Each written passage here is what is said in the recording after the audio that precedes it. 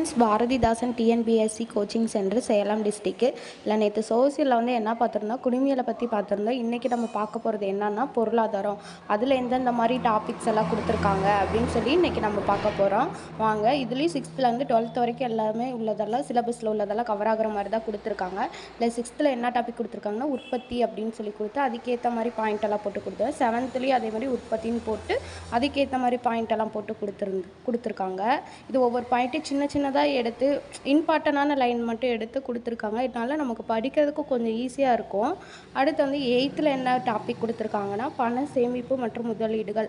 அதுக்கேற்ற அந்த ஹெட்டிங்க்கு ஏற்ற மாதிரி பாயிண்ட் போட்டு அட்டவணைப்படுத்தி கொடுத்துருக்காங்க. நெக்ஸ்ட்டு என்னென்னா 9th ஸ்டாண்டர்டில் தொலைநோக்கு அளவீடு மற்றும் நிலைத்தன்மைன்னு சொல்லி போட்டு அதுக்கேற்ற மாதிரி பாயிண்ட் போட்டு அட்டவணைப்படுத்தி கொடுத்துருக்காங்க இம்பார்ட்டண்டானதெல்லாம். அடுத்து நம்ம பார்க்க போகிறது என்ன ஸ்டாண்டர்ட்னு சொல்லி பார்த்தோம்னா 10th. அடுத்து 10th என்னென்ன மாதிரி பாயிண்ட் போட்டிருக்காங்கன்னு சொல்லிட்டு பார்க்கலாம். மொத்த உள்நாட்டு உற்பத்தி மற்றும் அதன் வளர்ச்சி அப்படின்னு சொல்லி போட்டு அதுக்கேற்ற மாதிரி அட்டவணைப்படுத்தி கொடுத்துருக்காங்க.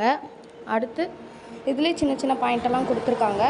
அடுத்து 11th ஸ்டாண்டர்டில் என்ன மாதிரி பாயிண்ட் கொடுத்துருக்காங்கன்னா தமிழ்நாட்டு பொருளாதாரம் அப்படின்னு சொல்லி கொடுத்து அதுக்கேற்ற மாதிரி பாயிண்ட் போட்டு கொடுத்தோம். எல்லாம் சின்ன சின்னதாக இருக்குன்னா நமக்கு நம்ம சீக்கிரமாக புரிஞ்சுக்கலாம். புக்கில் படிக்கிறதோட இதில் படித்தோம்னா நமக்கு சீக்கிரம் ஈஸியாக இருக்கிற மாதிரி இருக்கும். அதனால தான். அடுத்து 11th பேரியல் பொருளாதாரம் அப்படின்னு சொல்லி போட்டிருக்காங்க. அதுக்கேற்ற மாதிரி ஹெட்டிங் எல்லாம் கொடுத்துருக்காங்க. உங்களுக்கு இந்த புக்கு தேவைப்பட்டுச்சுன்னா கீழே தெரிகிற கான்டாக்ட் நம்பருக்கு கால் பண்ணுங்கள். தேங்க்யூ.